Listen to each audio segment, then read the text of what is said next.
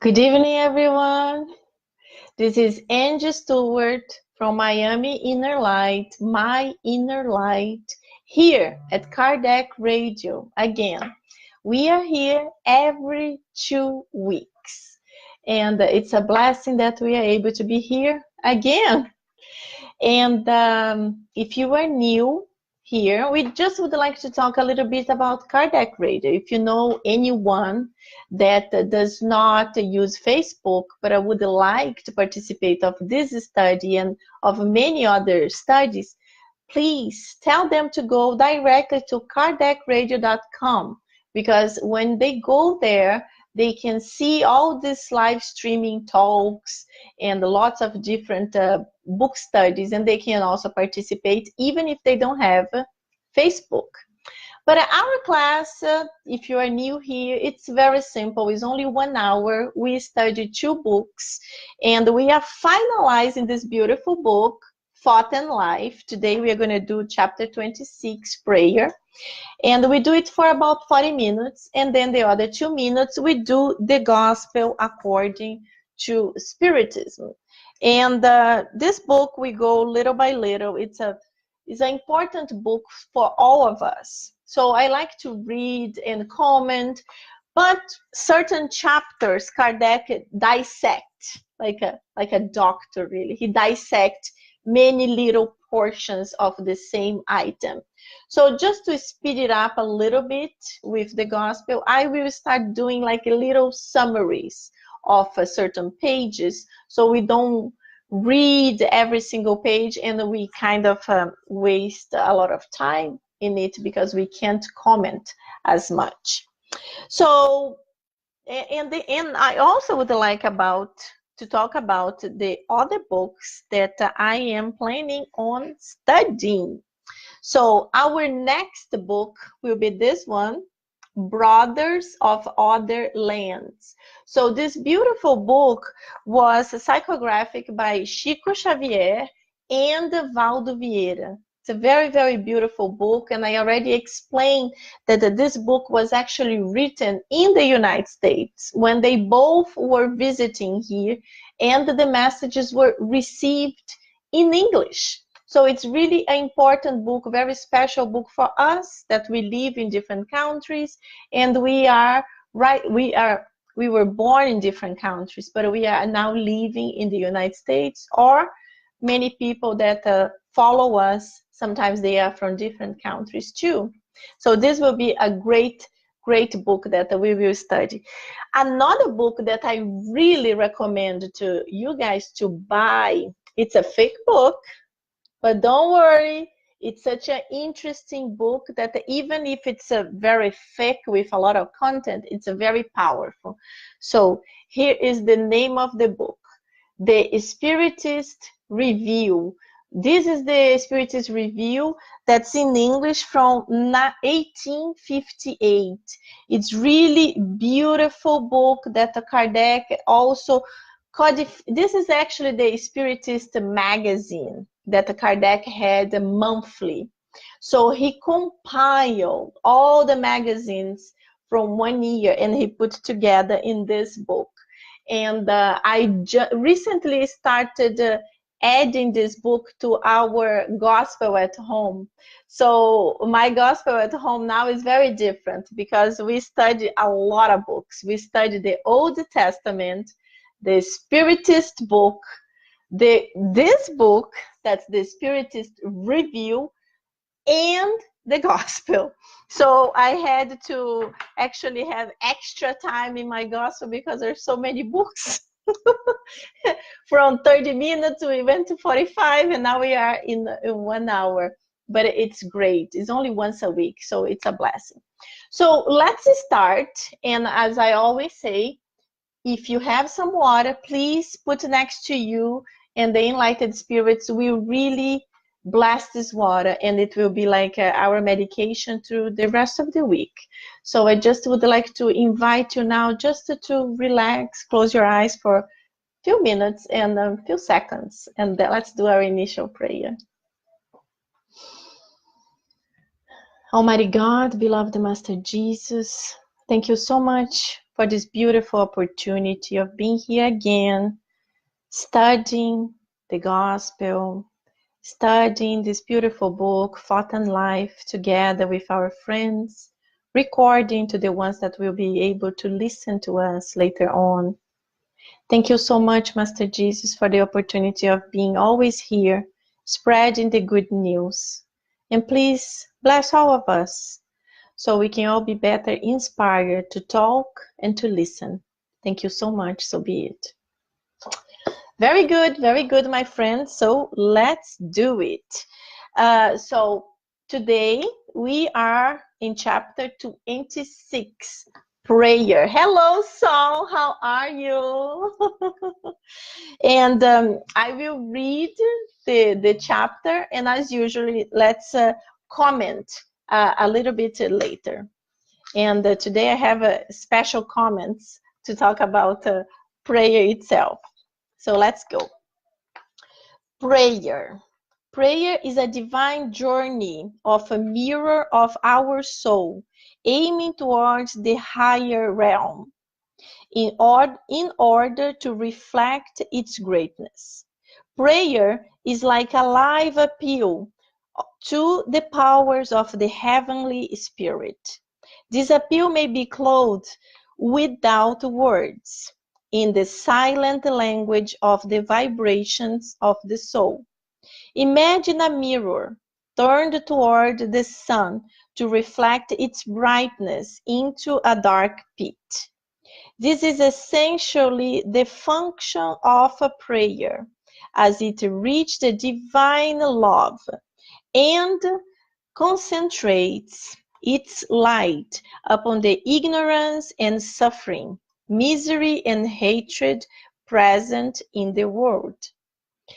There are varying degrees of prayer, which begin from the simplest desire of the lowest beings up to those of divinely exalted angels. Nothing is done on earth without the desire of an aspiration that guides the steps of all creatures. Throughout the planet, prayer is the motion that sustains the cosmic tapestry. In the oceans, the ebb and flow of tides perpetuate their own equilibrium. In the plant world, it is the yearning to reach the light, to assimilate its elements. In the animal kingdom, it is the instinct of curiosity and the inquiry that mark the basic sign of reason. And in man, it is his natural concentration before any useful enterprise along the human path. When the professor plans his lesson and the physician concentrates on a remedy for a certain ailment, when an administrator devises a program to carry out a task, and the engineer works attentively on the blueprints for a certain project, in fact, all are using a form of prayer. They are reflecting on their mental screen from their past education, the science of healing, legislation, and the progress that flows from the invisible plane with abstract images before manifesting to the world. To pray is to align oneself with the greatest source of power in the universe, to absorb its riches, and to reflect the laws of a permanent renewal that govern the foundations of life. Prayer gives a spark to the hidden energies of the heart and releases them by the living and the image forming power of a thought. In turn, these images ascend to the higher spheres, touching the mind of both visible and invisible entities around us. As a result of this contract, we will receive answers from the divine plane. For the all-merciful Father manifests himself through his children who express his divine goodness. When a person turns to prayer, they touch responsive hearts. Such contacts produce reflexes of enlightenment. Through them, the Spirit silently receives the influx of divine messengers in the form of inspiration and inner help. These are the sublime servants who assist with a soul's evolution, renewing emotions and thought through which one progresses. The process of prayer is the highest means of interchange between earth and heaven. Through the divine circuit of a prayer, we ask for the support of our Creator, and the Creator responds by his unfailing principle of spiritual reflection. Thus, God stretches forth his eternal arms, so that the human race arises from the valley of a fragmented life to the pinnacles of a life of glory. Very beautiful, very really like a romantic way of seeing prayer. It's really different than what we imagine. But yesterday I was in the Spiritism Center. We were studying the gospel, and we started talking about prayer. And I was telling our friends there that if it was possible for all of us to see a person praying fervently, not that someone just repeating words, but someone really praying from the bottom of their heart. It's almost like it's coming from the top of our head, a special energy, this light. It's like this beam of light that's really reaching up. And it's almost like it's our vibration really being lifted, so we can connect with our guardian angels, we can connect with higher spirits that will be able to help us, spirits that will be able to guide us. So this message is really beautiful, and we should always exercise this power of prayer. And unfortunately, lots of times we don't do it because we get too preoccupied with something else, and we don't take the few seconds that would allow us to relax, to calm down, and really to pray. So let me just say hello to our friends who arrived here. Sal Souza, my dear, you're always here. Welcome, welcome. Regina Medi, hello, Regina. Very good to have you here. Katy Liu, hey, Katy. Are you back from China? That's awesome. I'm glad you were here with us too.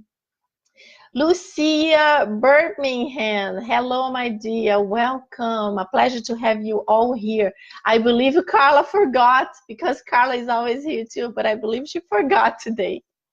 But anyway, what I wanted to talk really was an experience that I had a few minutes ago.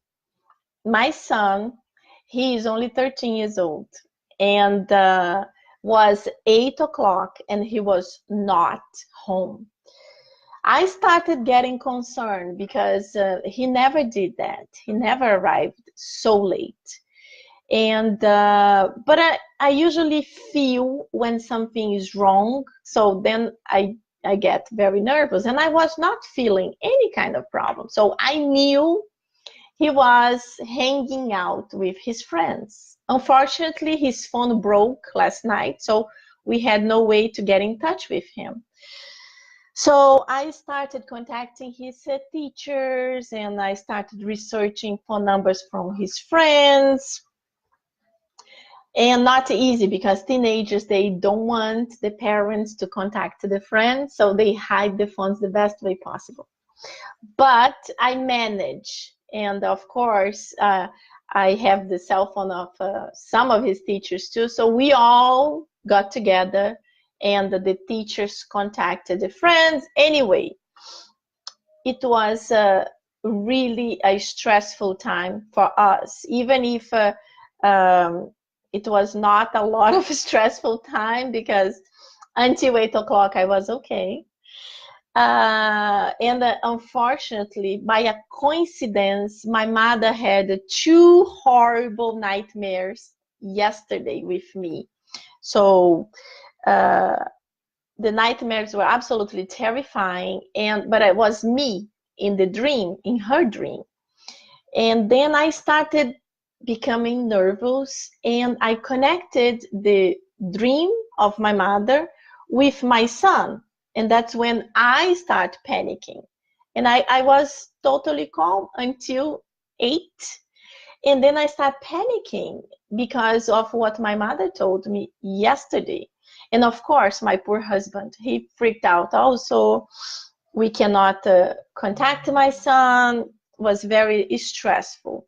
Why I'm telling all this story? I'm telling all this story because usually us speakers, we have a quality, that the quality of speaking. We can talk a lot, and we are not shy to talk about anything. We talk a lot about everything, and because we like Spiritism, we study Spiritism, we talk about Spiritism. But what I always say is that we are normal people too. And many times we are able to talk about so many things, but sometimes we forget about putting the things we talk about in practice. This is what is really difficult. I'm saying this because, when the moments that I start getting desperate, that my son was not home, I should have prayed.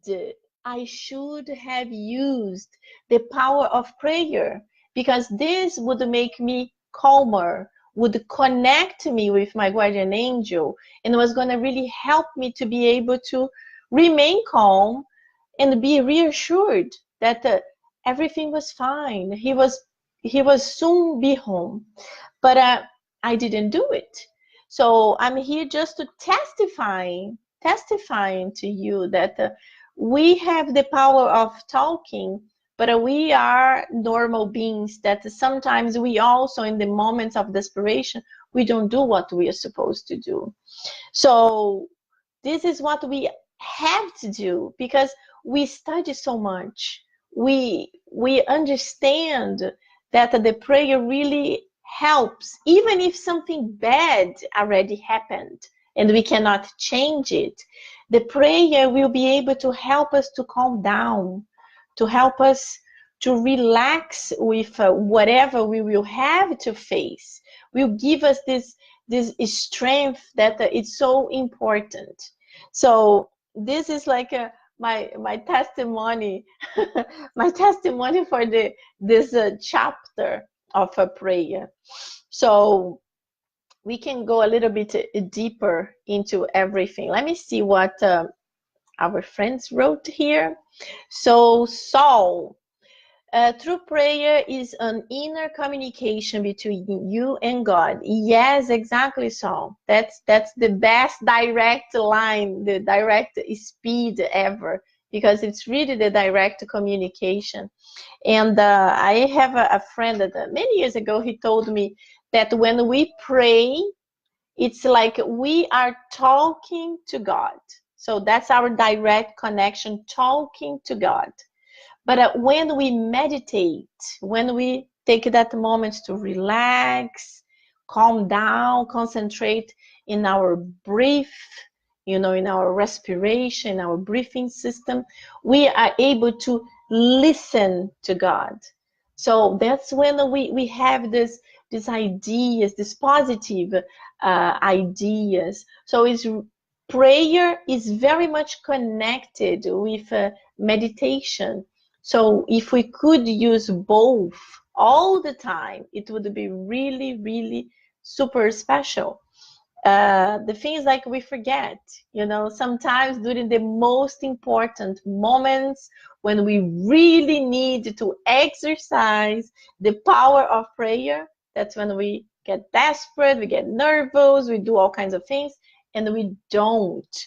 So it's really the prayer is our direct connection with God, and the meditation is the possibility of listening to God's answers, listening through our second thoughts, no, to our, like, we think when we are doing meditation, we start receiving lots of images, lots of thoughts, and those thoughts could be really the answers to whatever we are going through. And Saul said, "Whoa, Angela, today at my gospel home, the message was about prayer, and now you were talking about prayer." Yes, yes, so we are very connected, very connected. Yes, God found him. Exactly, exactly. Very tough, very tough. When we have kids, you understand. I told him that right now he must be thinking, oh, my mother and father so exaggerated. I just arrived home a little late because I was hanging out with my friends. But, teenagers don't understand that there are so many things out there, so many bad people that they can really hurt them. And also other things, car accidents, so many things. And when we love someone, we want to protect, and especially when it is still so young. So it's hard for teenagers to understand the parents' mind, but everything we do is always to protect the ones we love. Not easy. Hello, Teresa Castro, my dear. Very nice to see you here. Hello, Carla. You arrived. Okay. So I already told my experience of the night to you guys. So let's dig a little bit more about the message from Emmanuel. So please, if you would like to say anything, please write there, put your comments, and then we can talk about it. There is a passage that's very beautiful. Let me see what it is. But let's read this one here, for example. There are varying degrees of a prayer which begin from the simplest desire of the lowest beings up to those of divinely exalted angels. Nothing is done on earth without the desire of an aspiration that guides the steps of all creatures. So we are talking here about the different levels of incarnated and discarnated people. So let's imagine when we are in a lower grade, we also pray, because prayer is almost something that's really inside of most of the humanity. But a lot of people say, no, I don't pray. Yes, we also pray. Exactly like Emmanuel explained here. Look at this, a beautiful passage that he talks here. When the professor plans his lesson and the physician concentrates on a remedy for a certain ailment, when an administrator devises a program to carry out a task, and the engineer works attentively on the blueprints of a certain project, in fact, all are using a form of prayer. They are reflecting on their mental screen from their past education, the science of healing, legislation, and the progress that flows from the invisible plane with abstract images before manifesting to the world. So Emmanuel is trying to tell us here that all those professions, when they are really working hard on what they're doing and they are trying the best possible. When a doctor is going to operate in a patient, even if this doctor is not religious, he is concentrated and he is really intimately, he is really connected with the elevated beings because he wants to do the best of his job, connecting with the scientific part that he studied and his humanity, you know, and he will be doing a job. So the enlightened spirits will be guiding him, helping him, so he can be an object of help. Yes, his profession is to save lives. There's a lot of responsibility. It's very different than a job that does not require this type of responsibilities. It's a very tough job because any mistake, he will affect his life, but he will affect his patient life. So this is really a protected job, a protected profession, because the spirits are trying to do the best in order to help the doctor, to help the patients.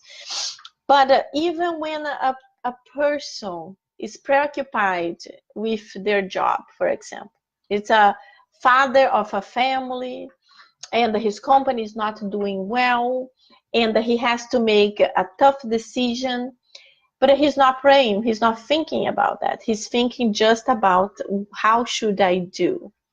Even in that moment, he is being inspired because his guardian angel is there with him.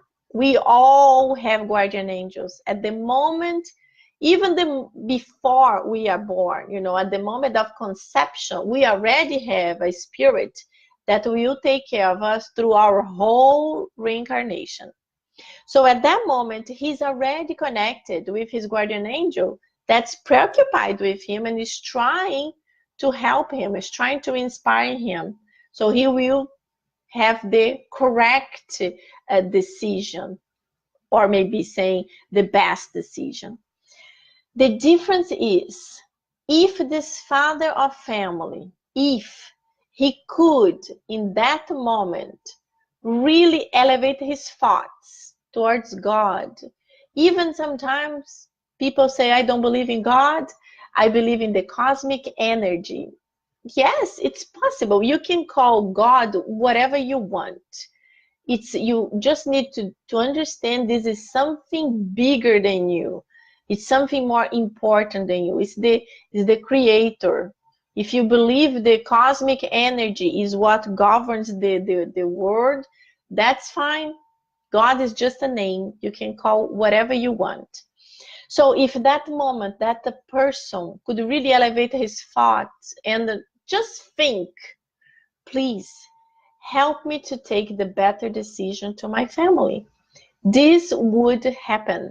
Because at this moment, as we saw here, there are many different types of prayer depending on our elevation, a moral elevation, our intellectual elevation, but also our spiritual elevation.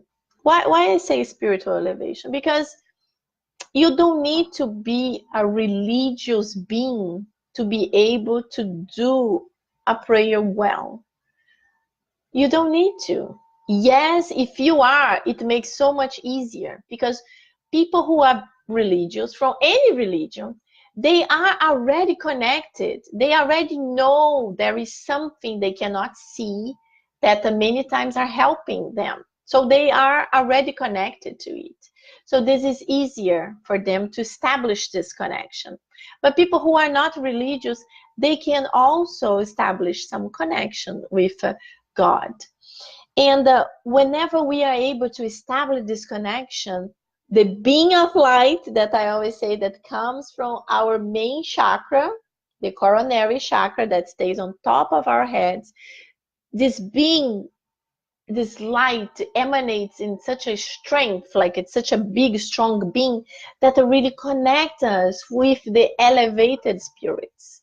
And if you don't know, Our guardian angels are elevated spirits because they are more elevated than us. Our guardian angels, they are responsible for us. It's almost like a mother and father. They are responsible for that child, for that spiritual being. So that spiritual being will be under his responsibility through all this reincarnation, and sometimes more than one reincarnation. So they will be able to guide us in the best way possible. What happens is that, as I mentioned before, we get desperate. We think too much about our problems and we do not connect with the power of prayer. That's when we open up to many problems. We open up to obsessors to give us dark ideas, to start making us to think of horrible things that are not happening. And then it makes the process all more complicated, more difficult. So we really, really should focus and try the best way possible when we have a problem. Even before we take any decision or for best action, how to do this or how to do that, how to get help, the first thing we should do really is to pray. The first thing. After we pray, then we do everything else. And this is the best way of action. That's the best plan for all of us. So this is the way we should do. And as I mentioned before, yes, sometimes we get so stressed that we deviate and we don't really do what is the best to be done. So let me see if there is another point here that's very important. Here, Emmanuel is just saying what I said. When a person turns to prayer, they touch responsive hearts. Such a contact produces reflexes of enlightenment. Through them, the spirit silently receives the influx of the divine messengers in the form of inspiration and inner help. These are the sublime servants who assist with the soul's evolution, renewing emotions and thoughts through which one progresses. So this is exactly what I said. When we are able to elevate our thoughts, we receive all this beautiful energy that calm us down. So it will help us on how we are going to be able to process, how we're going to be able to do. What are our next points? What are our next actions? And the last paragraph is very beautiful too. Through the divine circuit of prayer, we ask for the support of our Creator, and the Creator responds by His unfailing principle of spiritual reflection. Thus, God stretches forth His eternal arms so that the human race arises from the valley of fragmented life to the pinnacles of life of glory. This is so beautiful. It's really like, if you can imagine, like we are like in a dark place, lower, and when we pray, we are able to see this light opening up, and it's almost like we can see a different image. We can be teleported, we can be transported to a much better environment. So this is what we have to keep in mind. So every time we go through a problem like I did tonight, like I went through tonight, we really have to take a few minutes before we do anything else to pray and to connect with God, to connect with our guardian angel, and then we will be better guided and better inspired. So this is what we have to talk about prayer tonight. And the next chapter is a tough chapter. It's very interesting. It is about obsession. So I also love the way Emmanuel did this book, because he organized in a way that really connects everything. And it's beautiful that he talked about prayer, because it's a way for us to be stronger, to receive help, to feel better. And then he will talk about obsession. So it's like we will see the dark side. We will see the difficult that many spirits they have, and also obsession of incarnation happens a lot. So it's almost like Emmanuel is giving us this strength of prayer. So next time when we come here, we are going to talk about obsession. So we will understand how it happens, how it's formed, and how we go through it, and how the spirits who are not dealing well with us, because we probably did some many bad things in the past or in many lives ago, and sometimes those spirits did not forgive us yet. So it's important for us to understand the process of obsession, but to understand the strength of prayer before we dig into obsession. This is very interesting, Emmanuel, super smart. So now, just reminding you guys again, we will start reading this beautiful book, Among Brothers of Other Lands.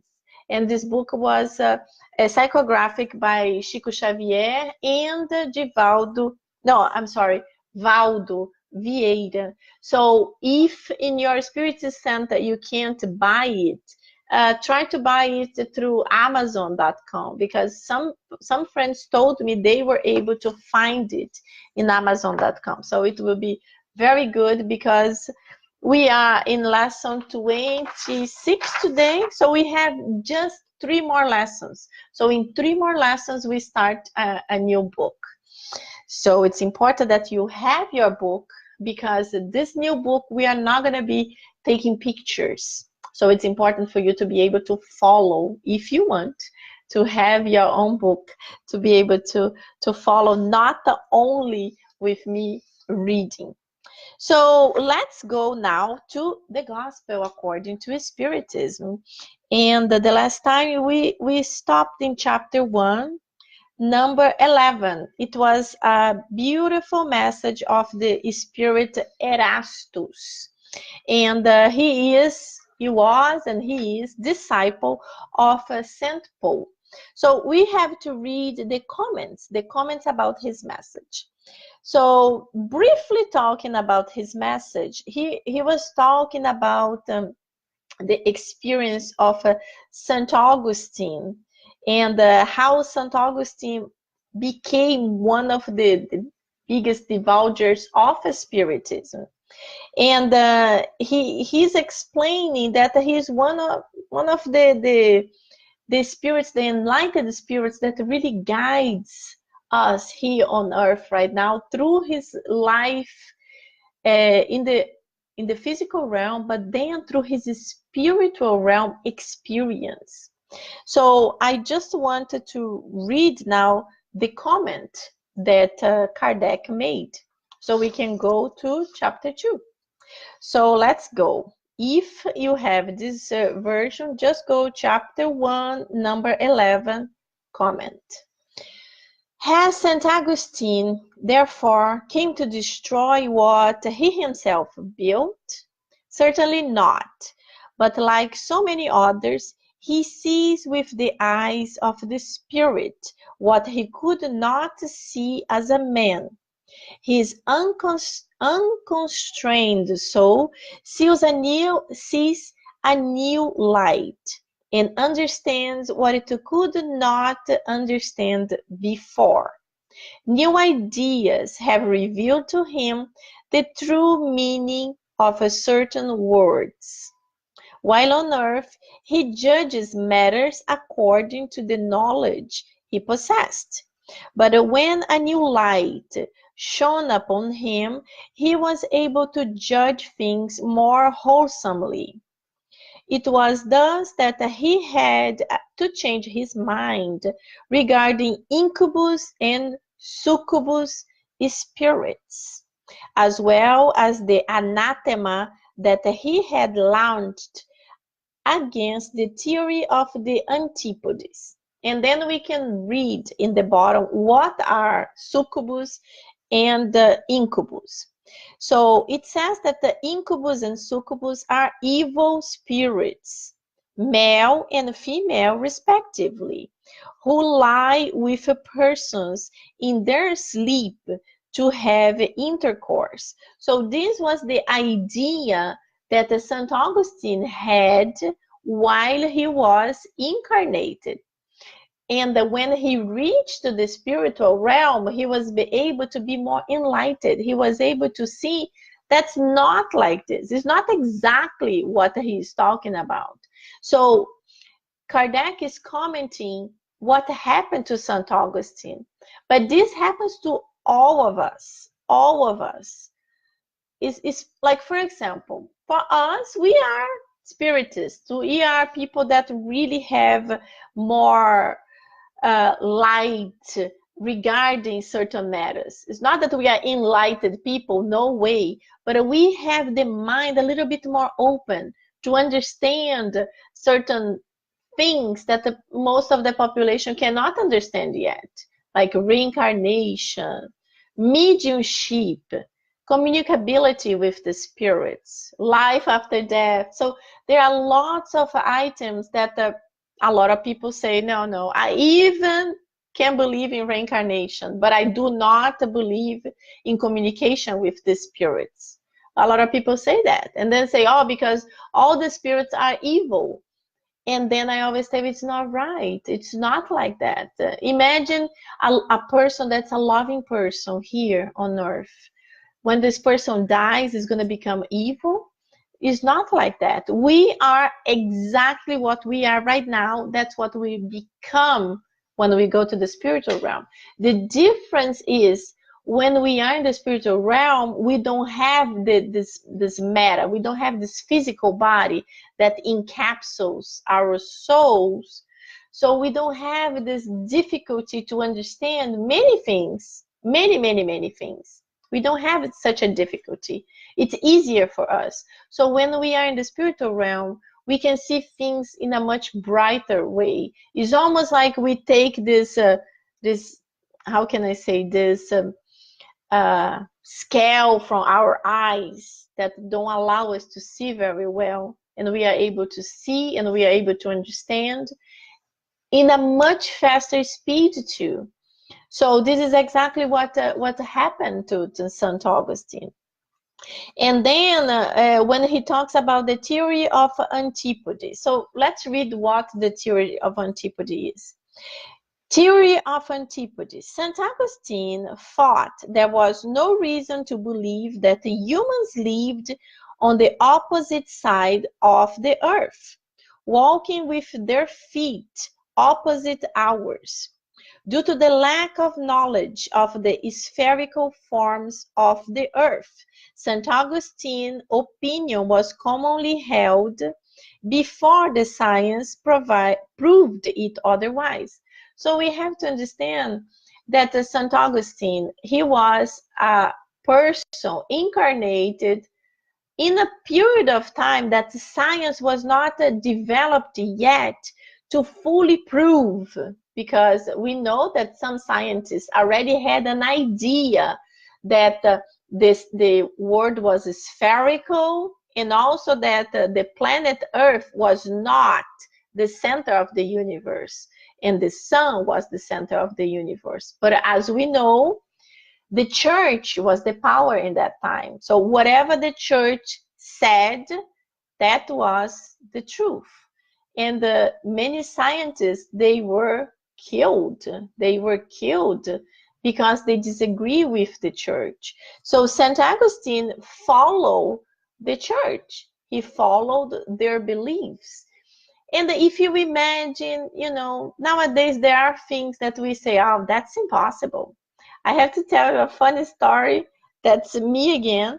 Many years ago, let me see, like 22 years ago, I guess, a long time ago, 20, maybe even more, like 24, 25, I don't know. But when the internet was starting in Brazil, internet is starting, it's really not developed yet. And I remember there was a soap opera that a woman from Brazil was able to meet a man from another country inside a computer. And I remember when I saw that, like 25 years ago, I was like, ah, that's impossible. And I was saying, oh, these soap operas, they invent all kinds of crazy things. This will never happen. This is crazy. And look at nowadays. Nowadays, I'm here talking to you in your house, seeing me, and even better, people in other countries, whenever they want to turn on the video, turn on Facebook, for example, they will see this video. So technology advanced so quickly that the things that 25 years ago were impossible became absolutely possible. And we have no idea what will happen in the next 25 years because technology is like this, super, super quickly. So we cannot judge St. Augustine for believing that the earth was flat. We cannot judge him because probably we thought so too when we were incarnated in that time. But the beautiful thing is that when he discarnated and he went to spiritual realm, his mind opened up. And then he saw everything. He saw the truth. And then he came through Kardec's mediums and he started giving lots of messages, talking that he was wrong, he couldn't understand, that now he can see. And of course, always there are people who do not believe in anything. So they were saying, this is impossible because he never believed. He was fervent in his ideas. He's not going to die and change absolutely. So that's what we say about the people. If the person do not want to believe, she will see a spirit materialized and will not believe it. So there are things that we can't change in people, just the time will be able to help. So continue. Now that Christianity has now that Christianity has appeared to him in all its purity, he can think differently about certain points that when he was alive, but without ceasing to be a Christian people, without renouncing his faith, he can make himself the propagator of Spiritism because he sees in it the fulfillment of things foreseen. As a herald of Spiritism today, he leads us to a more careful and logical interpretation of the texts. The same is occurring with other spirits who have found themselves in a similar position. So this is very beautiful because we see that we are always evolving. We can always become better. And it's beautiful when a spirit of his level, of his degree, admits that he saw things different. And he even admits that when he was incarnated, that was his life, that was his faith. And he didn't have strength to fight against it. And he deeply believed. He believed what he was doing was right. So we cannot judge anyone because we probably did the same type of mistakes in our past incarnations. So we have 10 minutes, but I really think that I have been prolonging too much the gospel, and because it's a thick book, I think we have to dedicate more time to it in a better way, not just reading paragraph by paragraph and commenting because it takes a long time. But what I'm going to do is, starting the next time, I'm going to start summarizing. So instead of reading absolutely every single page, I'm going to start summarizing, marking the most important sentences. So we are going to be reading that, commenting, so we can speed it up a little bit and still maintain the same level of study. And I think it will be very positive, because I really hope that we can soon Be positive. We can soon start studying this book. It's a new book in English because it's very, very old in Portuguese. Spiritist Review. And the first edition is 1858. So this would be a really awesome for all of us because few people, very few people, I don't even think anyone have ever done a study in internet about the Spiritist Review. That was actually the magazine that Kardec personally wrote with his experiences, with his mediumistic meetings from that time. And it would be really exciting for all of us. So let's start doing like this the next time. And so tonight I would like to close it a little bit early, just like 8 minutes earlier. So next time we start the chapter 2 in this new way, in this more summarized way. Okay, so I would like to ask all of you to just relax a little bit, close your eyes, and let's pray. Let's do what we read and studied about it tonight with the book Thought and Life. Almighty God, our beloved Master Jesus, our guardian angels, thank you so much for another time helping all of us to be here, to be able to be connected under your guidance, under your inspiration. Thank you so much for helping us to fully understand the power of prayer. And most of all, help us to be able to put it in practice. Help us the next time we are going through an affliction, a problem, a stress. Help us, first of all, to pray, Master Jesus, so we will be able to receive your inspiration, your guidance, and we will be able to take a decision in a better way. And at this moment, we would like to ask for your loving energy to be put up on us and upon all our loved ones who maybe are not close to us at this moment, so they can also benefit from it. To all the people in hospitals, in orphanages, in nursing homes, to people in countries of war, people that are famine, to our brothers and sisters in Venezuela who are struggling so much. Master Jesus, you know everything. We don't need to tell you, but we just wanted to send a little bit of our love to all those places. Thank you so much for our lives. Thank you so much for the opportunity of this reincarnation. Please help us to come back again in 2 weeks. So be it. Very good. So my friends, thank you so much. Have a blessed night, and I hope to see you again in 2 weeks. Bye-bye. Have a great night. Thank you. Thank you.